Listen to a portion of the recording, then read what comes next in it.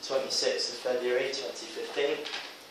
I'm here with Jarad Salthouse. We're going to have a quick professional discussion about stages of preparing for performing arts work. So, Jarad, in your own words, how would you go about preparing for performing arts work?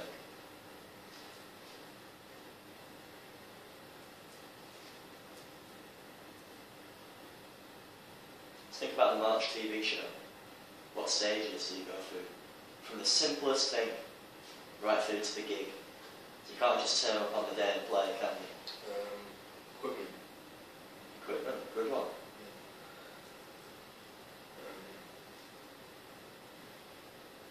Acts. Acts, yeah. But just from a personal point of view, both of the things you said are quite right.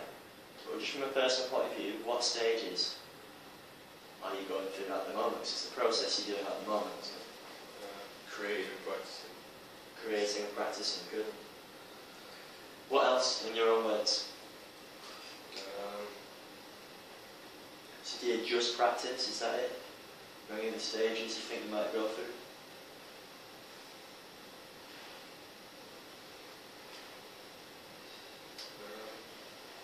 Sure. So here's the thing I'm getting to, okay? Someone showed me this, it really helped with planning our rehearsals. Just before I show you, what happens after a gig? So you've not performed yet in public, have you? March will be the first time. So let's imagine you've just got off stage. What's going to happen? What's the audience going to do after the gig?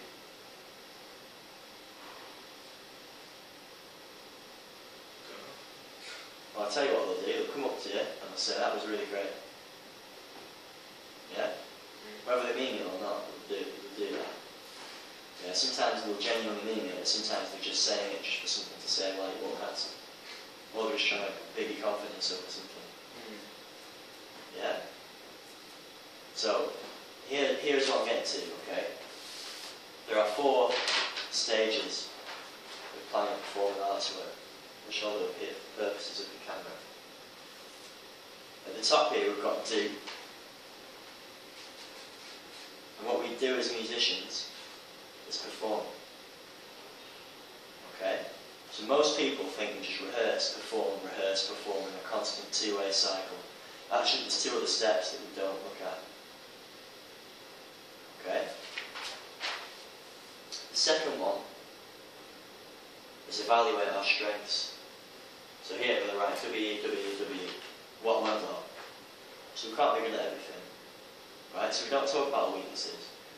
We evaluate our strengths. So after we've rehearsed, like we did this afternoon, when you're on camera and we're feeding back, I was asking you what you thought the others did well, and I was asking them what they thought you did well. You discuss as a group what you did well. I'm not talking about what you do here at CWP, because you do that in a formal way, and I video it, and that's for the evidence process. But that's just to show that you understand the process of what you do in the real world. So after your gig, or after your rehearsal, strictly after your rehearsal, you might be doing it over a beer, you might be doing it informally while the film's on, after the band practice.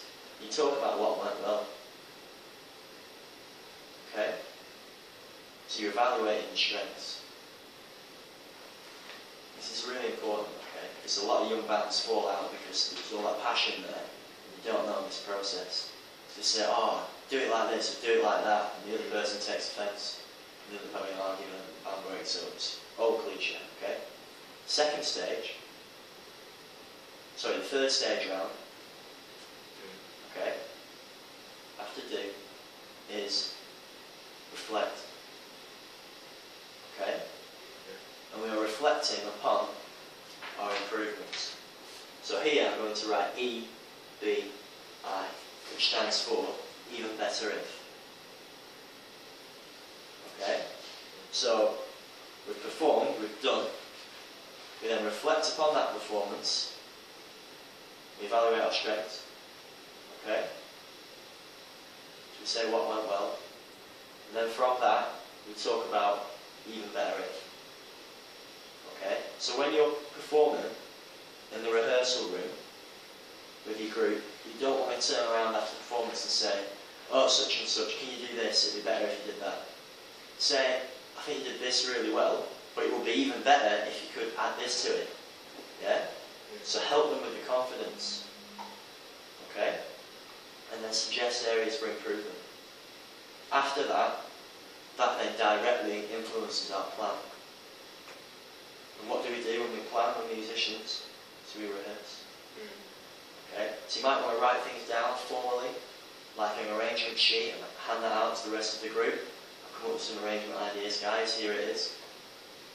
Yeah, you might want to say, oh, I found a really interesting cover, put it on your iPad and show everyone.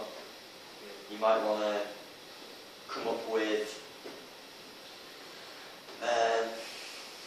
like a rehearsal diary or something that you keep to yourself, that you make notes after every rehearsal, what went well, even better if. And then you could just read that on the bus to your rehearsal, or when you're walking down to your rehearsal room. And then you can informally feed back to the rest of the band. That plan then directly influences your performance, which is what you do. Okay? So you go round and round this cycle. So most people think you just plan, rehearse, perform, rehearse, perform, rehearse, perform. Okay? So everybody else, whether they realise it or not, everybody who's performed today in the rehearsal room will be going home reflecting on what went well. Yeah. And then they'll also be thinking about, well, it could be even better if we do this or do that. You might only spend 10 seconds doing it. It might just be a fleeting thought on the bus. But if you make it more of a formal process, where you write things down, or even just give yourself half an hour just to sit and think about what you, maybe you could do it while you're washing up or something like that, or while you're making your tea. You should be thinking about what went well, maybe make some notes. Yeah, everybody works differently. You might not want to make notes. That's going to help jog your memory the next day. So always be reflecting on what you're doing, reflecting upon your evaluations, and let that influence your next plan. It's really good to do this formally and write it down. Yeah, but you should be doing it subconsciously anyway. Yeah, does that make sense? That'll then influence your next performance, and after that performance, you can get your evaluations then. So not just from your peers. Here's the important point as well. What we went back to at the start, from your audience members. So what two ways can you get reflections other than from your bandmates? Let's say you perform at the March TV show in front of a room full of people. What are the two ways you can gather evidence about that performance, other than asking your bandmates? Other people's feedback. Yeah. And what else? Think about the name of the event on the TV show. Watch it back. Yeah. So you watch it back, make notes about what went well, make notes about even better if, and then implement that into your next plan, for your next rehearsal. Any questions about this process? No. So this is the process we will naturally do, but we don't spend enough time thinking about what went well and even better if. Yeah. Make it a formal process. Yeah? So tonight be thinking about what went well today. Yeah? So for example, the vibe with you and Shaquille, when you were performing that track that you've only just got together. Walked in the room, you both laughing and joking, but in a way that I could tell you weren't messing about, you were enjoying the music. Yeah. Great to see. I'd like to see more of that from you. Because you're a phenomenal talent on the guitar, especially considering you've been playing a few months. Got a brilliant ear for music, but for some reason you're not as engaged as you should be. Yeah, when you perform with other people, it's almost like, oh, do I have to? Yeah? But music's your passion. So I was really chuffed to see that today. So what could be even better if, next time with Shaquille, be thinking about this today. Yeah.